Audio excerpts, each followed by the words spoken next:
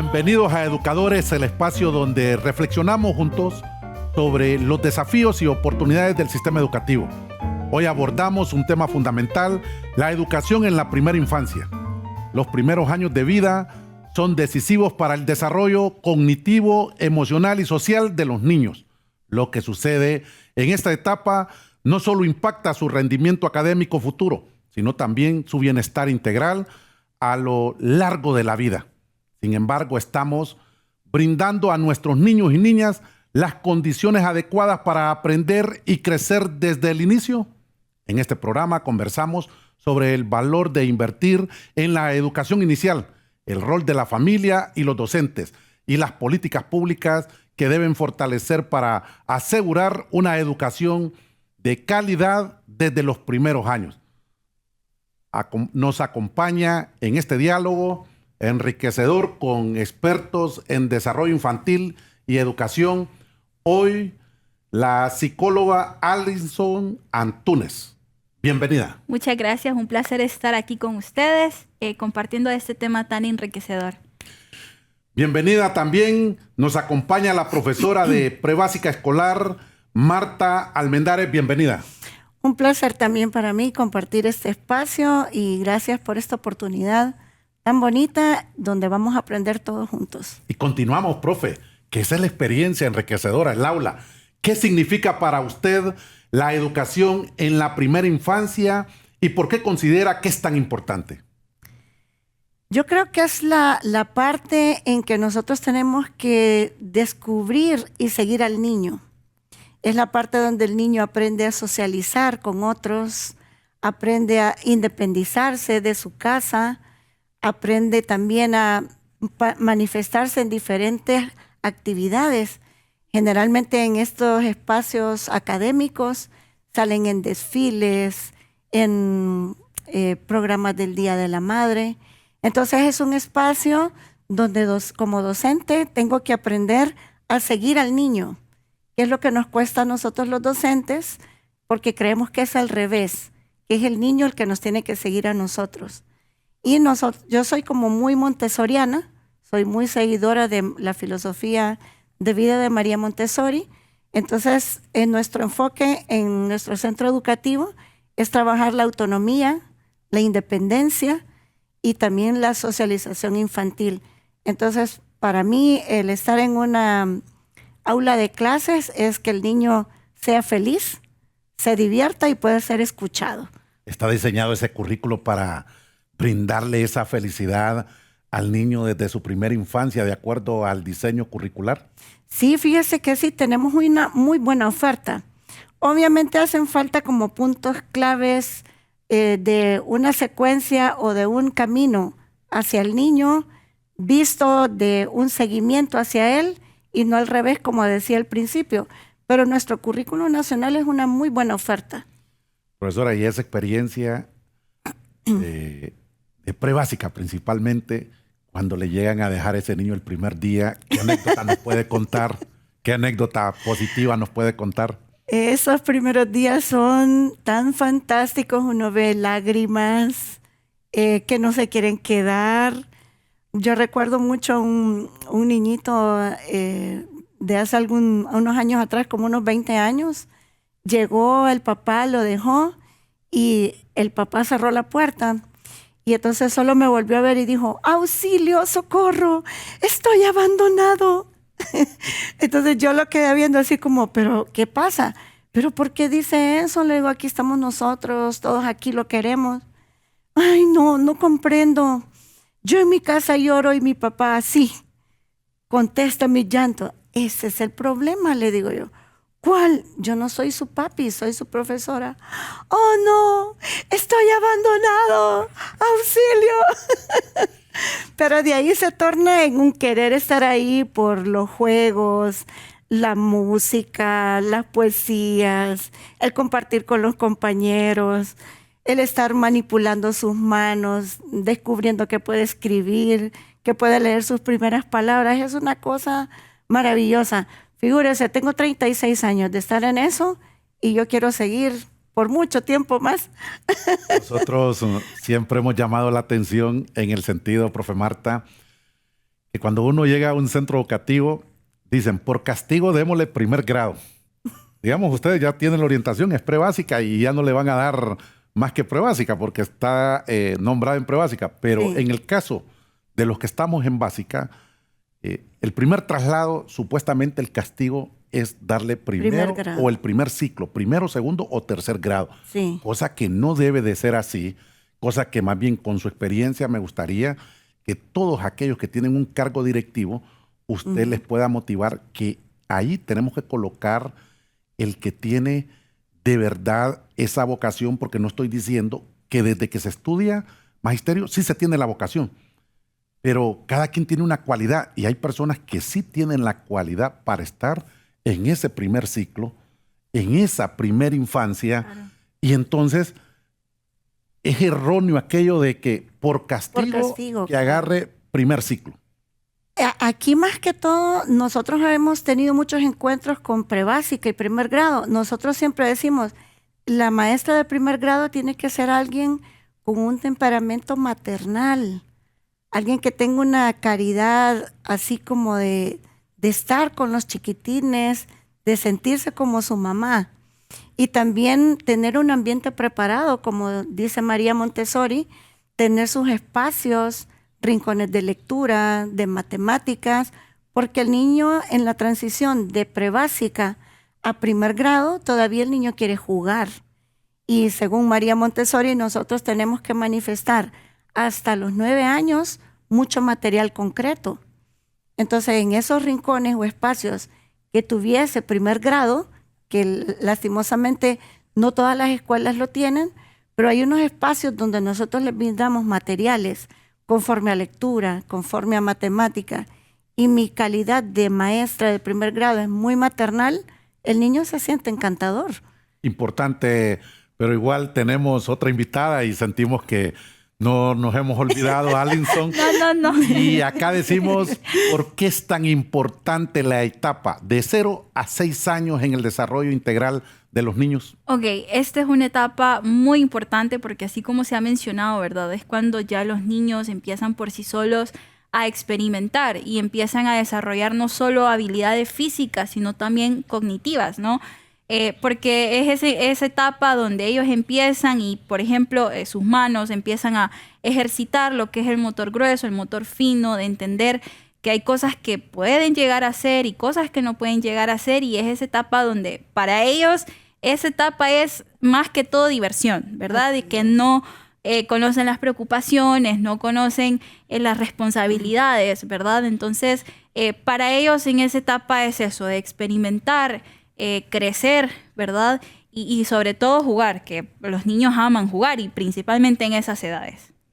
Esa es la etapa que nosotros le llamamos sin riesgo. Exactamente, sin riesgo y sin preocupaciones, como digo, porque ¿quién se va a preocupar a los 6 años cuando sabe que los papás hacen todo, los maestros también? Entonces los niños se enfocan solo en explorar y en experimentar. Alinson, en esa etapa, clínicamente, que podemos hablar, estamos diciendo de 0 a 6, pero nos vamos a ir un poquito más allá. A ver. Como quien dice, de 3 a 6 años, ¿qué experiencia positiva nos puede comentar?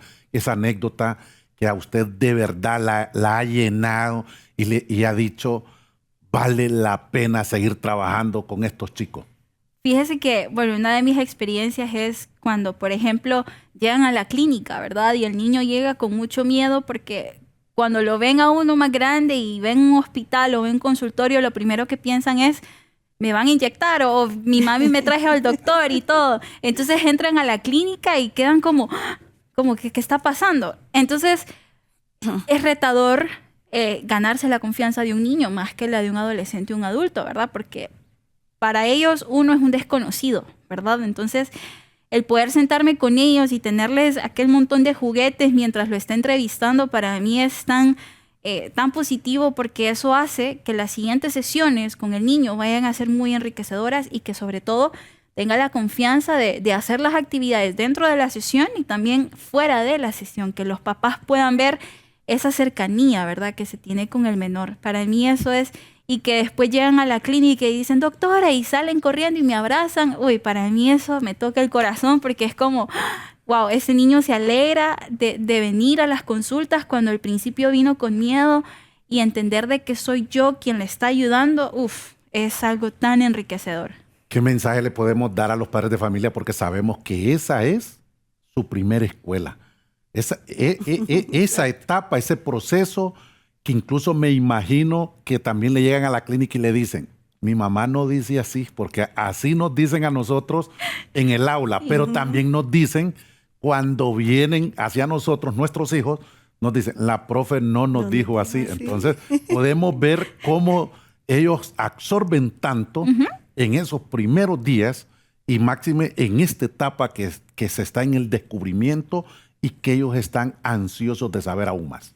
Sí, bueno, más que todo a los papás, ¿verdad? Decirles que sean bien comprensivos, ¿verdad? Porque es esa etapa, como decía, que los niños no entienden muchas cosas y a veces los padres, por ejemplo, prefieren pegarle a sus hijos, ¿verdad? Como ves que vos no haces caso y llegan al salón de clases y uno ve al niño y Nos que entretienen ahora con sí, esas pantallas. exacto. Teléfono. Entonces el maestro le pregunta al niño, ¿qué pasa? ¿Por qué te miro? Y llega la mamá, es que viera a mi hijo qué mal se porta y yo lo castigué, pero no dicen que le pegaron, por ejemplo.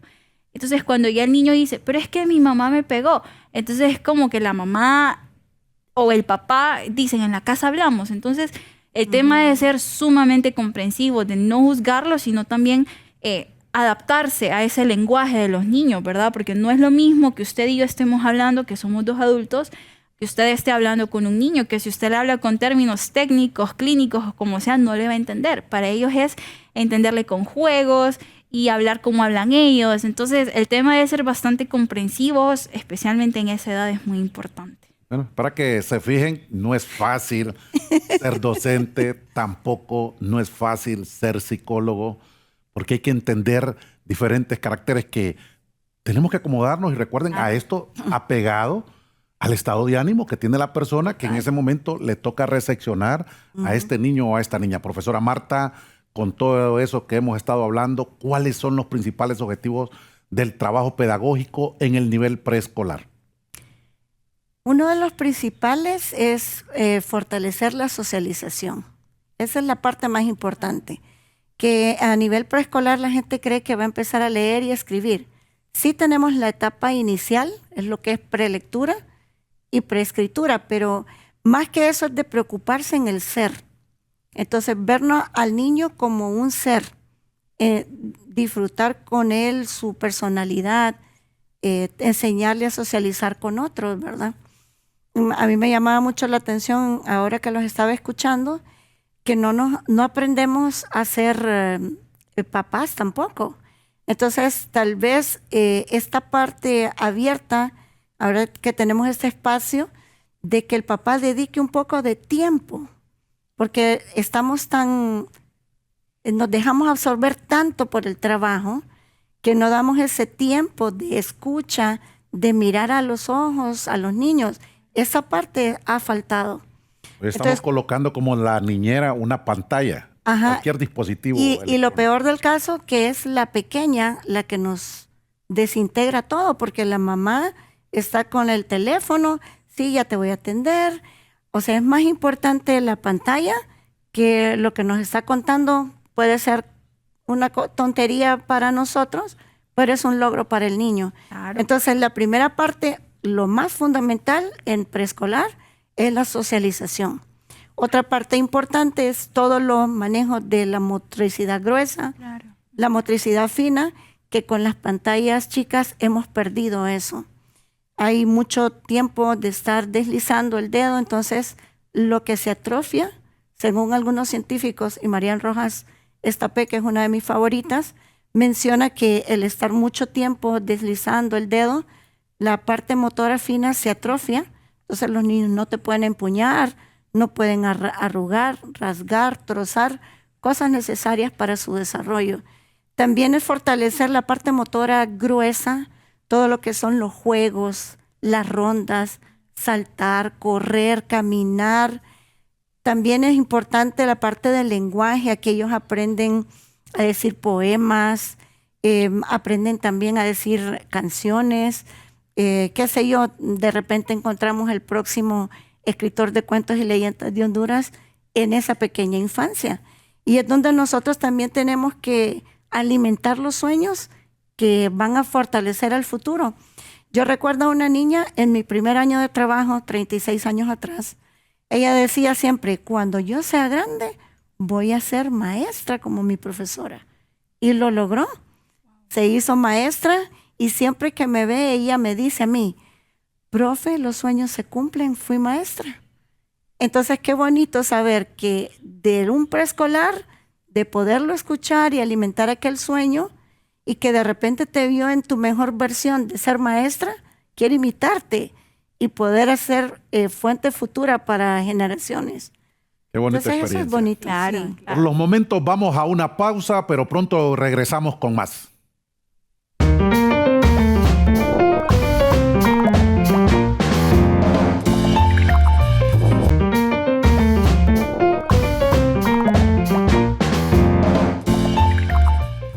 Gracias por seguir con nosotros. Continuamos hablando sobre la educación en la primera infancia. Alison, ¿cómo influye el entorno familiar en el aprendizaje y comportamiento de los niños, niñas en edad preescolar? Ok, el entorno familiar es muy importante porque si bien es cierto, es con quien más pasan, ¿verdad? Los niños, entonces, si el niño se encuentra en un entorno familiar donde hay, digamos, un padre ausente, o si hay una madre ausente, o son padres separados, o que si hay muchos conflictos en casa de parte de sus papás, ¿qué pasa? El niño aprende. Uno dice, está pequeño, no sabe lo que está pasando, pero realmente aprenden. Entonces, es importante darle ese entorno positivo al niño, porque como digo, si es un entorno negativo, es lo que va a aprender el niño y posiblemente es algo que cuando sea grande lo pueda proyectar con las demás personas, ¿verdad? Entonces, es importante que si hay algún problema en casa, que traten de abordarlo de manera positiva o respetuosamente para que el niño no se vea afectado, ¿verdad? Porque a largo plazo puede traer consecuencias. Una pregunta que es obligatoria y no me puedo ir sin hacérsela. ¿Se ha encontrado ese paciente que le diga a usted, mi psicólogo antes fue esta faja, fue esta chancleta, y mire yo dónde estoy y cuánto crecí profesionalmente? Sí, Y total. que podemos entonces el mensaje decirle a la sociedad en general que son momentos diferentes, son coyunturas que Claro. nosotros no las podemos seguir llevando a la práctica. ¿Qué le podemos dar como mensaje de acuerdo a la ciencia de lo que usted hoy le toca ver clínicamente? Ok, principalmente es imagen en esta etapa, ¿verdad? De los niños que son pequeños, la solución más fácil para los padres es pegarles, ¿verdad? O levantarles la voz y todo eso. Entonces, o que les dicen, como dijo usted, el chancletazo, ¿verdad? Como de, te voy a dar una razón para que llores y lo amenazan con la faja o con la chancleta y realmente no debería de ser así. O sea, hay formas reales y correctas para poder corregir a sus hijos, de poder sentarlos y preguntarles, ¿por qué pasó esto? ¿Por qué hiciste esto? Quiero que me contés. O sea, que los padres se muestren como un apoyo hacia los hijos, no como una amenaza o como algo que los va a hacer sentir mal, porque son los padres ese espacio seguro de los hijos, ¿verdad? Entonces, hay formas de poder corregir a sus hijos. No digo que no pegarles esté mal, o sea, si realmente la ocasión lo amerita, se les puede pegar a los hijos, pero pegarles por absolutamente todo porque no lavó el plato, o porque se levantó tarde, o porque estuvo 3 horas más jugando videojuegos. Entonces, es eso, ¿verdad? Llevamos todo otra vez a lo que es la comprensión y el apoyo, ¿verdad? O sea, los papás tienen que ser apoyo y también los docentes, porque pasa también que los docentes a veces juzgan a los alumnos, ¿verdad? Como es que usted es esto y usted no va a hacer nada en la vida y que va a fracasar. Y el niño se lo cree, aunque no lo crea. Entonces, es ir alimentando ese potencial que tiene el menor. O sea que aquí está la famosa frase amor y rigor en la casa, en el hogar. Amor y rigor en el hogar, porque eso es lo que va a proyectar. Si en la casa él recibe regaños, castigos fuertes, insultos de los papás, es lo que él va a proyectar con sus compañeros de clase, con su futura pareja, con sus docentes. Entonces, hay que tener mucho cuidado en la forma en la que se le da el afecto al niño también, pero también el castigo. Hay que saber cómo hacerlo. Y miren cómo siempre tratamos de hacer ese balance y vamos para el aula aquí con la profe Marta. ¿Cómo se identifican las necesidades particulares de cada niño en esta etapa tan temprana? Escuchándolos, simple y sencillamente escuchándolos. En esta frase que estaba mencionando Alison, me llamaba mucho la atención. Yo tuve un caso recién, el año pasado, justamente del pegar en casa. Ujú. Entonces, ellos preguntaron en el periodo de juego en el patio, profesora, ¿usted nos puede pegar?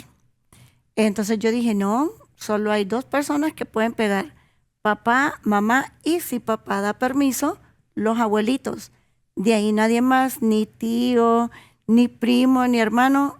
De repente sale un niño y dice, nosotros nos vamos a mudar. Entonces yo dije, pero ¿y qué tiene que ver si yo no estoy hablando de mudarse, verdad? Entonces el niño camina hacia mí, yo le pongo la mano en la espalda y dice, porque anoche mi papá entró bolo, rompió la puerta y le rompió la camisa a mi mamá. Yo se lo estoy contando ahora sin llorar, pero en ese momento enmudecieron 30 niños, mi compañera se quedó como una estatua y yo me quedé petrificada y la posición del niño fue agarrar su quijada y las lágrimas caían sobre la cancha. Entonces para mí fue una situación bien complicada y cuando yo me di cuenta había pasado 1 minuto y medio. Entonces yo solo di la palmadita en la espalda y le digo, mi amor, hay que pedirle mucho a Dios, tenga confianza, va a ver que todo va a cambiar. Vaya pues, juguemos.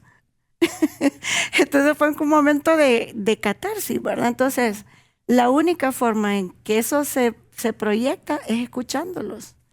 Y si yo me enmarco como maestra en que tengo que meter un cuaderno, que use el lápiz, la tarea es escuchar al niño, seguirlo, demostrarle que en el aula él es importante. Porque yo comentaba la primera vez que conté la anécdota que yo pensé que los niños no tenían problemas. Y sí tienen. Lo que pasa es que ellos no saben cómo manifestarlo. Entonces, también fue una parte de reflexión hacia mi persona y dije, ok, necesito más escucha, necesito más acercamiento. Hay unos que lo manifiestan siendo violentos, como Así lo decía es. Alison, viendo el reflejo de lo que sucede en su casa, lo vienen a reflejar con sus compañeros. Sí. Esto toca a nosotros como docentes, sabemos que nos toca ser médicos, ser enfermeros, De todo. De ser todo. niñeros, Cocineros. somos multifacéticos y luego decimos por eso que la remuneración que tenemos no está de acorde a la noble función que desempeñamos, Sí. pero ya eso es otra situación. Alison, A ver, ¿qué señales pueden alertar a padres y maestros sobre posibles dificultades en el desarrollo infantil? ok, ya que nos estamos enfocando en esta de 0 a 6 años, para mí una clave muy importante es si el niño no se está comunicando correctamente, ¿verdad? Que no tenga esa fluidez verbal. En psicología utilizamos mucho lo que es el mutismo selectivo, ¿verdad? Que es cuando al niño se le hace una pregunta y se queda absolutamente callado Ya. y prefiere que contesten los papás. Entonces, cuando el niño ya no tiene esa autonomía o esa capacidad de hablar, porque ya a esa edad ya los niños ya se comunican, para mí esa es una alerta muy importante, la comunicación, que aprendan, ¿verdad?, a comunicarse. Si no lo hacen, es una alerta. También el comportamiento que tienen a esa edad, ¿verdad? Si son muy desobedientes o si llegan a ser muy conflictivos en el aula o en el salón de clases o en casa, ¿verdad?, que sean agresivos. Y no solo agresivos físicamente, sino verbalmente, que no hagan caso, ¿verdad?, a lo que se les indique en casa o los maestros cuando dan instrucciones. Tal vez si el niño no está durmiendo correctamente, ¿verdad?, o está llorando y no se sabe por qué. Pero principalmente diría que la comunicación y el comportamiento que estén teniendo ellos a esa edad. Y aquí viene la gran pregunta. Cuando usted clínicamente le llegan los niños, ¿cuántos atiende en el momento que va a haber un caso que va a haber y que va a intentar colaborar o apoyar a ese niño o a esa niña? ¿Cuántas sesiones dice usted? No, ¿cuántos niños atiende ¿Cuántos simultáneamente? niños? No, máximo 2, porque atender un caso de un niño es mucho más complicado que atender un caso de un adolescente o de un adulto, porque el niño está en proceso de crecimiento y de experimentar. Entonces, máximo 2 niños, porque yo sé que si atiendo más, puede ser muy confuso y de hecho podría incluso hasta dar un diagnóstico no adecuado para el menor. Entonces aquí viene la pregunta para la profe Marta. Cantada. Profe Marta, cuando nosotros nos toca tener aquellos niños extrovertidos, otros niños muy pasivos, Sí. con diferentes condiciones, ¿cuántos niños tiene usted en el aula? Yo tuve el primer año 40 y me mantuve con 33 años consecutivos con esa cantidad. Entonces, acá retorno. Pero la metodología montessoriana permite en un salón de clases múltiples edades. O sea, la metodología te ayuda mucho.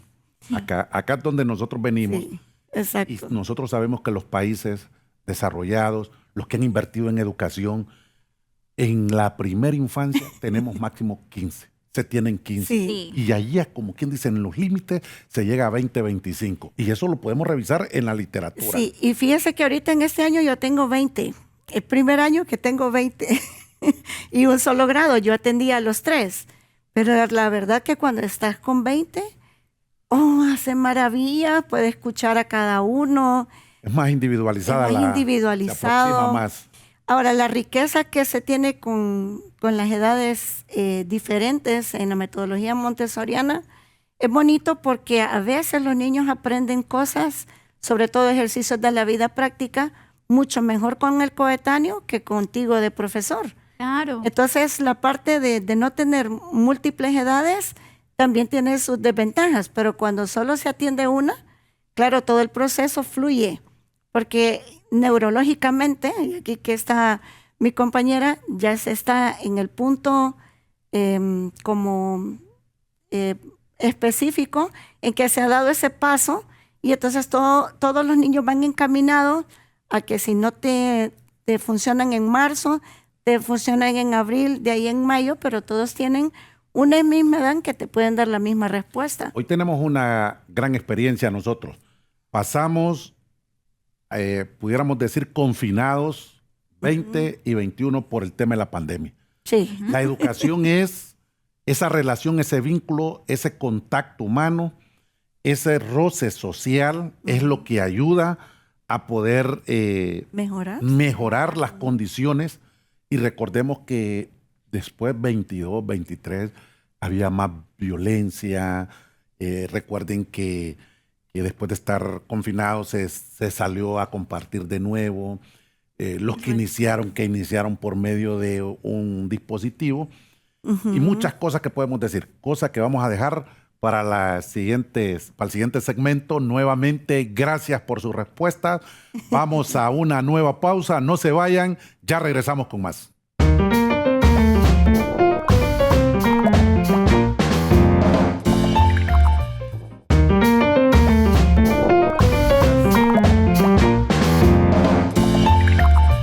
Gracias por continuar con nosotros. Seguimos hablando sobre la educación en la primera infancia. Profe Marta, ¿qué habilidades deben tener los docentes que trabajan con la primera infancia? Importante pregunta. Tiene que tener habilidades múltiples. Tiene que tener una habilidad de poder hacer manualidades, una habilidad de poder jugar, que es la parte importante que mencionaba aquí la licenciada Allison. También tiene que tener aquellas habilidades emocionales para poder comprender los diferentes caracteres que uno tiene en una sola aula, ¿verdad? Ujú. Porque no todos tienen la misma personalidad. Claro. Todo Cada el universo. uno es diferente. Y también creo yo que es esa habilidad de poder sentir la ternura de tener un niño de primera infancia, porque eso es lo que debe motivar a una docente de prebásica, de la primera infancia. Esa ternura es lo que se ha perdido últimamente. No irnos a cuestiones académicas, estar con el niño, verlo a los ojos, escucharlo, mantenerse jugando con él. En esas formas necesita aprender el niño. Entonces esas habilidades emocionales son mucho más importantes que las cognitivas. Científicamente la educación es esa relación humana, es ese contacto, ese poder Así es. desenvolverse y cómo, la verdad, los países desarrollados hoy están apostando cómo el niño es feliz dentro del aula, porque miran al aula de repente como el castigo de que si no haces caso ya te voy a mandar de nuevo Exacto. con la profesora. Y también me llamó la atención cuando usted mencionó esta parte de la pandemia, de que estuvieron confinados un tiempo. Para mí ha sido un desafío fuerte el desapego familiar. Hay mucho llanto, mucho mimo, extremada dependencia de los padres. Yo en una escuela para padres les decía a los papás de mi jardín, yo a ustedes mamás las veo agotadas a las 7 de la noche, ustedes lo hacen todo. El niño no puede enroscar, no puede partir el pan, no te puede poner una mantequilla en un sándwich, no puede cerrar su mochila, no te cierra un zipper, no te abotona. Y entonces, ¿cómo va a vivir? O sea, el niño ya tiene 5 años cuando está en un preescolar. Entonces, ¿por qué no motivarnos desde la primera infancia a hacerlos independientes? Es decir, vuelvo a lo primero que dije al principio. Tenemos que motivarlos a ser independientes y fortalecer el ser como persona, no tanto que se sepan los números, que sepa los colores, eso viene por añadidura. Pero si yo no me sé poner un par de zapatos, no me sé vestir, yo no conozco ningún robot que me haga eso. Eso tiene que ser una parte que la haga yo y que me dé la satisfacción de que puedo hacerlo. Yes. Sí, entonces esa parte del desapego es un desafío fuerte. Somos Sí. muy proteccionistas, Demasiado. armamos todo ese cascarón, como pudiéramos decir, Sí. para ponerlos en una burbuja donde sabemos que este infante sí tiene las capacidades, Claro. Sí. pero esa es la forma de repente que nosotros hemos ido criando y así, como usted muy bien lo mencionaba, que somos el reflejo de la práctica que de repente nosotros tuvimos nuestra infancia. Claro. Alinson, ¿qué estrategias pueden aplicar los docentes para fomentar la autoestima y la seguridad emocional en sus estudiantes? Muy importante, y lo mencionaba al principio, es primero el no juzgar a los niños, ¿verdad? Porque si bien es cierto, hay muchas clases que llevan los niños y es entendible que no son buenos en todas las clases, ¿verdad? Hay unos que son buenos en matemáticas, otros en arte, otros en ciencias, ¿verdad? Entonces,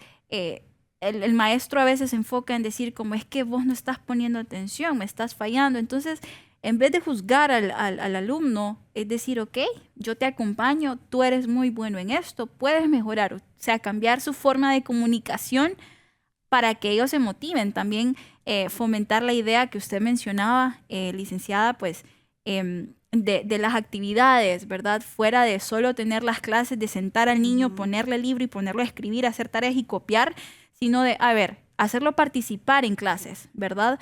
Hacer dinámicas. A los niños les encantan los juegos, están en edad donde aman los juegos. Entonces, decirles, bueno, vamos a hacer una actividad divertida antes de empezar. Porque lleva Claro. mensaje. Claro, o sea, una dinámica Exactamente. enfocada en la clase, quizás una sopa de letras, que se pongan a dar vueltas con algún sentido o algún significado, ¿verdad? O etcétera, que implementen la buena comunicación, sobre todo la empatía, que es muy importante, tanto para usted como para mí, que soy psicóloga. Para mí esas serían las estrategias más importantes que pueden implementar los docentes: el no juzgar, acompañar, incentivar, ¿verdad? Y hacer esas dinámicas divertidas para que los niños aprendan. A mí me ha pasado que yo les pregunto a los papás y a veces a los maestros cuando me toca hacer intervención, yo les pregunto, ¿cuál es su metodología de enseñanza? O sea, ¿cómo no llegan, se estudian lo que se tienen que estudiar, les doy la clase y termino? ¿Y cómo les va? Les digo yo, les pregunto, ¿les va bien en los exámenes? No. Entonces ya empiezo yo a decir, bueno, pero ¿qué estrategias utilizan? No, ninguna. Y a veces son maestros rígidos, ¿verdad? Que se quedan solo como de, pero es que a mí me educaron así me enseñaron en la escuela, ¿para qué voy a estar usando juegos? Pero son generaciones totalmente distintas, son niños. Entonces hay que darle al niño lo que le gusta al niño, ¿verdad? Es como cuando le da un chocolate y anda feliz, corriendo con mucha energía, pero sabe que va a hacer caso. Entonces, una metodología donde haya dinámicas y que de paso ayude al niño a que aprenda del tema es muy importante. Exactamente. Profe Marta, ¿cuáles son los mayores retos que enfrenta actualmente como maestra de preescolar? Como le decía al inicio, uno de los grandes retos, el desapego. Hay mucha dependencia de los padres. Otro reto fuerte, la oferta de tecnología que tienen los niños hoy en día. Ya no te parece divertido lo que te está enseñando la profesora porque quiero ver imágenes, colores y ver repetidas veces. Entonces la pantalla chica es un reto bastante fuerte. Y también yo diría un tercero que tal vez podría ser como más importante, el significado de la familia. Se ha perdido. No hay una unidad familiar. Yo, por ejemplo, preguntaba a mis papás, ¿cuánto tiempo están juntos? Ay, profesora, yo me voy a las 6 de la mañana, regreso a las 8 de la noche, apenas nos vemos el fin de semana. Entonces, esta parte de compartir como familia y el significado de lo que es una familia, yo siento que se ha perdido. Yo recuerdo cuando yo era niña, mis papás pudieron haber peleado, tenido problemas. Yo ni cuenta me di, pues. Bueno, ellos se interesaban mucho en que fuéramos felices. Y yo recuerdo tiempos atrás que nosotros buscábamos un cartón, nos poníamos en unas hojas y nos deslizábamos. Sí.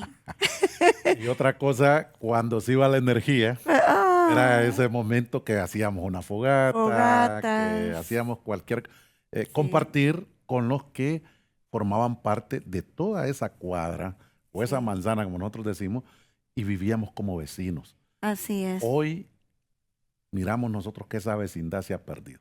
Hoy hemos amurallado nuestras casas y así viene, pero son coyunturas diferentes, porque recuerde que también tenemos un alto índice de delincuencia común, que no es este el tema, pero que también es asociado a lo que hoy es el reflejo en los centros educativos. Halinson, ¿cómo afecta la separación temprana de los padres al iniciar la preescolar y qué recomendaciones daría para manejar esa transición? Yo siempre le digo a los padres, por ejemplo, cuando ya al niño le toca entrar a kinder o a primer grado, ¿verdad? Principalmente a primer grado, porque ya es cuando ya empieza a recibir un tema específico, ¿no? Yo siempre le digo a los papás, preparen al niño con anticipación, ¿verdad? Porque a veces es como, bueno, hoy vas a tu primer día de clases, cámbiese, lo voy a ir a dejar, etcétera. Y claro, los niños se van a enfrentar a algo que no conocen, que para ellos es totalmente desconocido. Entonces es primero preparar a los padres, ¿verdad? Y decirles, hablen con sus hijos, díganles que van a empezar un nuevo proceso de enseñanza, ¿verdad? Que quizás ya no van a pasar tanto tiempo con él en casa, ¿verdad? Sino que necesitan que él vaya creciendo como niño, ¿verdad? Y que vaya aprendiendo para que al momento que le toque afrontarlo, el niño pueda decir, bueno, ya mis papás o mis papis ya me lo han platicado, ¿verdad? Y sobre todo mencionarles qué beneficios les va a traer el estar en un nuevo lugar, en la escuela, qué van a aprender, qué van a poder convivir con otros niños. O sea, pintarles a los niños que la escuela también es como un segundo hogar, ¿verdad? Así Donde es. van a ir a que los cuiden, a que les enseñen, sino no darles esa pinta de que la escuela es como el castigo que decía usted, ¿verdad? Sino de poder motivarlos y enseñarles que la escuela también va a ser un hogar para ellos. Para mí eso es muy importante. Hay mucho que aprender para esta primera infancia. Muchas gracias por contestar a nuestras preguntas. De momento vamos a nuestra última pausa. Ya volvemos con...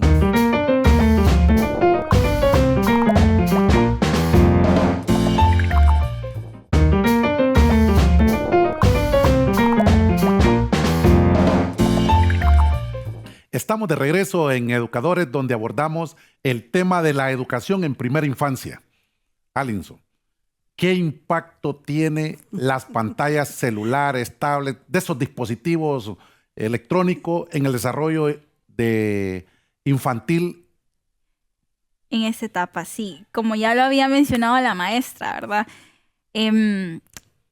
Claro, sin involucrar la pandemia, porque claro, los niños estuvieron expuestos a la pantalla, ¿verdad? Pero aquí también yo involucraría a los papás, ¿verdad? Que no sé si ustedes han escuchado o han sido de esos que en algún momento les han dicho a sus hijos, toma el celular para que dejes de estar llorando, o toma la tablet para que no me estés molestando.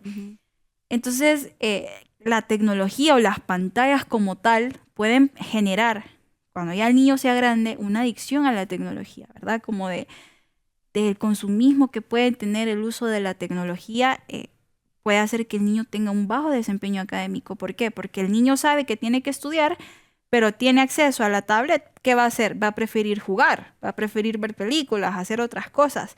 Entonces, ese impacto que tiene la tecnología, el uso sin control. Claro, el uso sin control, y que también los papás son muy permisivos en cuanto al uso de esa tecnología o de esas pantallas, porque lo ven como una solución fácil, pero realmente lo que hacen es que el niño pierda esa funcionalidad que tiene, ¿no? De aprender a escribir. ¿Por qué? Porque agarran el lápiz de la tablet y ahí escriben, pero no le ayuda realmente. O por ejemplo también que les dan la tablet para que mire videos, pero no sabe que está viendo el menor de edad, ¿verdad? Y eso es algo que puede aprender a hacerlo cuando sea grande. Entonces, la tecnología en esta etapa, así como puede ser para buena educación o para buenas cosas, puede ser usada también para cosas malas, ¿verdad? Si no sabemos explicarle al niño cómo utilizar la tecnología, ¿verdad? Bueno, yo creo que muy bien lo manifestaba Alison cuando decía que necesitamos ese control, porque si se usa como la herramienta para apoyar conocimiento, Claro. es una buena herramienta. Totalmente. El detalle es cuando perdemos ese control Sí.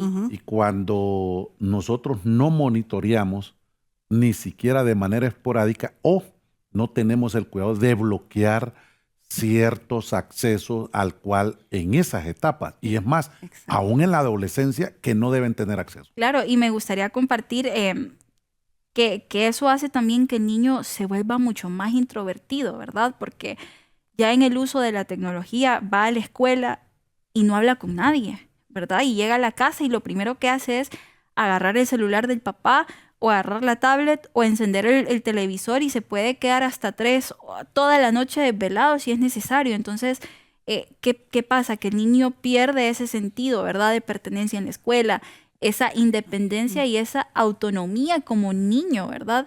Que en vez de estar jugando con tierra, ensuciándose las manos, que metiéndose los dedos a la boca, o caerse, andar en bicicleta y rasparse la rodilla y llorar, ya el niño ya no conoce esas cosas porque está todo el día metido en una pantalla, que en su momento el niño ya no, cuando le toque afrontarse a la vida, ya no va a saber qué hacer porque no experimenta lo que está en su entorno, se olvida del entorno en el que está, con personas, sus papás, su familia, etcétera. Entonces, el uso de la pantalla hay que tener mucho cuidado con eso. Y saben más que uno, le quiero comentar, yo fui a ver un jardín en un acompañamiento docente. Entonces estaba un niño que no quería hacer el trabajo y le digo, mire, vaya, la profesora se va a sentir triste si usted no hace el trabajo. ¿Y qué va a hacer por mí después? Me dijo el niño. Yo le voy a prestar mi celular, oiga lo que le dije yo. ¿Y puede seguir usted algún programa que le guste? Ok. Hizo el trabajo, lo terminó. Bueno, yo ya estoy listo para que me dé el celular. Bueno, ¿qué quiere ver? Pregunté yo. Y tomé mi celular y yo empecé a buscar. No, así no es. Sí. Videos de no sé qué fue lo que dijo el niño. Entonces yo me quedé así. Nunca había tocado mi teléfono. Y me dijo, permíteme. Ya puso un tutorial de hacer una mariposa con plastilina. Se quedó ahí, siguió el tutorial, terminó la mariposa y me dijo, gracias. Pero ahí es interesante porque lo utilizó para algo muy positivo, educativo, ¿verdad? Pero a lo que yo me refiero en este momento, mi celular él nunca lo había tocado y de Claro. repente es diferente al que conoce él. Entonces son mucho más audaces en parte tecnológica, pero todo el movimiento neuronal que se necesita en motricidad fina está atrofiado. Y ahí me gustaría decir, usted le da el celular al niño, sabe cómo usar WhatsApp, pero póngalo a estudiar un tema aplazado. Ujú. Pero para buscar videos en YouTube o para usar otras cosas, Absorbido. es buenísimo. Y acá continuando con todas las valoraciones, profe Marta, ¿cree que se valora suficientemente el trabajo que realizan las educadoras de preescolar dentro del sistema educativo?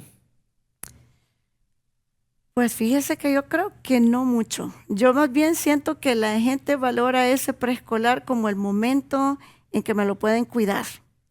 Me salvaron. Sí. Sí, en el momento en que me lo pueden cuidar, o que tiene que aprender a leer y escribir, como decía antes, no hay como un conocimiento específico de qué significa un jardín de infantes o un preescolar. Entonces, que tiene que dejarle tareas, que si no va a clases, que es difícil porque con quién se va a quedar el niño. Nos han visto como guarderías infantiles. No es que sean malas, pero la función de un preescolar es descubrir al niño. Entonces, esa parte yo siento que a los padres de familia, en mis 36 años, hace falta como leer y nutrirse e ir a las escuelas para padres para saber el desenvolvimiento que hay en un preescolar. Y máximo cuando le dicen, viene la semana morazánica. La morazánica. Viene la Semana Santa. ¿Y quién me va a traer este? ¿Y quién va a tener? Entonces, yo siento que este tipo de programas, por ejemplo, es importantísimo que lo pudieran ver todos los padres de todos los centros educativos. Claro. Y manifestar un paso a paso de cómo se trabaja en un preescolar, la importancia de una clínica psicológica, porque entonces el padre empieza a valorarte como persona y empieza a decir, ok, el niño va a tener estas habilidades que en casa yo no he podido reforzar, ¿verdad? Pero sí, siento que eso más depende mucho de los que estamos atrás de los preescolares. Yo creo mucho en leer todavía. A mí me gusta más leer el papel, me encanta el sonido de la hoja, el olor del libro y lo que puede desarrollar mi imaginación al momento de estar leyendo, que estar leyendo en una pantalla pequeña. Entonces creo que deberíamos de hacer una escuela para padres de un paso a paso en qué consiste un jardín de infantes o una clínica psicológica para tempranas edades. No, recordemos que esos países que han apostado al uso completo de la tecnología están regresando a lo que usted está diciendo, Así al es. libro, a la parte tradicional, porque ese es donde hay mejor raciocinio, donde la crítica vuelve reflexivo al ser humano, y esto pues viene a aportar mucho a lo que es la sociedad y al Así crecimiento para lograr esa madurez como sociedad que nosotros buscamos. Alinson, ¿cómo se puede trabajar desde la psicología para fortalecer el vínculo entre escuela y familia en la educación inicial? Aquí es muy importante la psicoeducación, ¿verdad? Eso que les mencionaba antes, que cuando se tenga el niño en el salón de clases, explicarles, ¿verdad? La importancia de estar en la escuela, que los maestros sepan comunicarse con ellos y decirles, bueno, yo voy a ser su maestra, el apoyo que se les va a dar, ¿verdad? Para que así el niño sienta que está en un lugar donde es importante, como usted lo mencionaba, ¿verdad?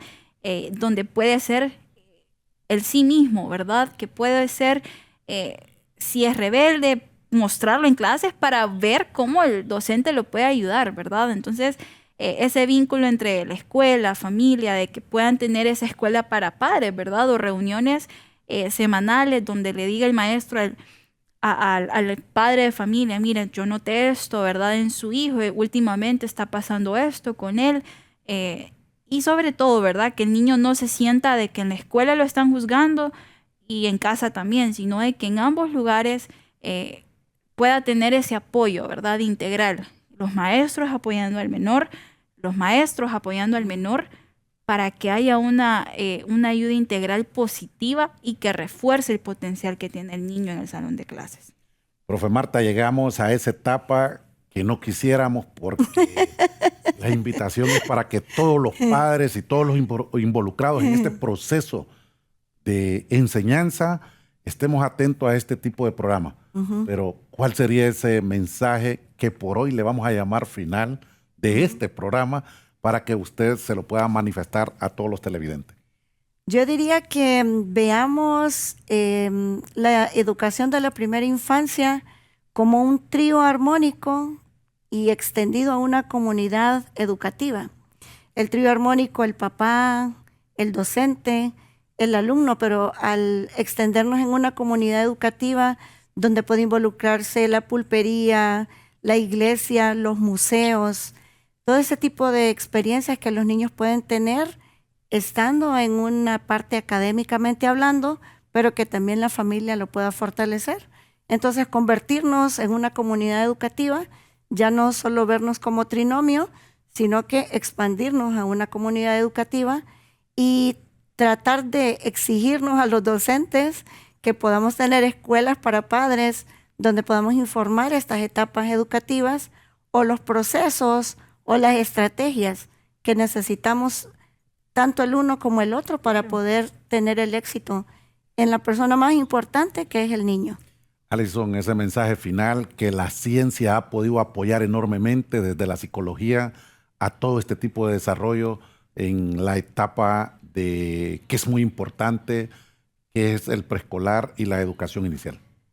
Bueno, sobre todo, ¿verdad? Mencionaba acompañar a los niños, ¿verdad? Y que sobre todo no se tenga el miedo de que los padres puedan llevar a sus niños a un psicólogo, porque ese es un miedo muy grande que tienen los papás. Y me ha pasado, lo digo porque a veces los papás me dicen, tal vez le dice a mi hijo que haga tal cosa, y el niño me dice, le va a decir a mi mamá. Entonces ya vienen con esa predisposición, ¿verdad? De que ya no quieren hablar en la consulta. Entonces, que los padres no tengan miedo realmente de poder llevar a sus hijos al psicólogo si ven un problema, si más bien lo más importante para el psicólogo, y como lo mencionaba usted, maestra, es ver el bienestar tanto físico como emocional de nuestros niños, porque ellos son la futura generación de nuestro país, ¿verdad? Y van a ser los que posiblemente en algún momento nos van a enseñar a nosotros también.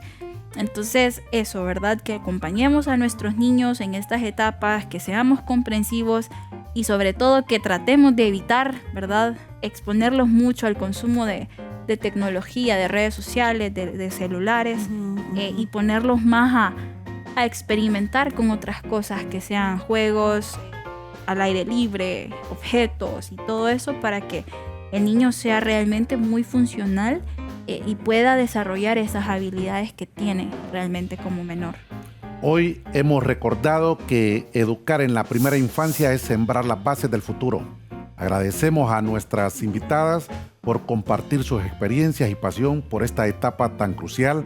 Sigamos apostando por una educación que comience con amor y respeto y compromiso desde los primeros años de vida. Nos vemos en la próxima edición de Educadores.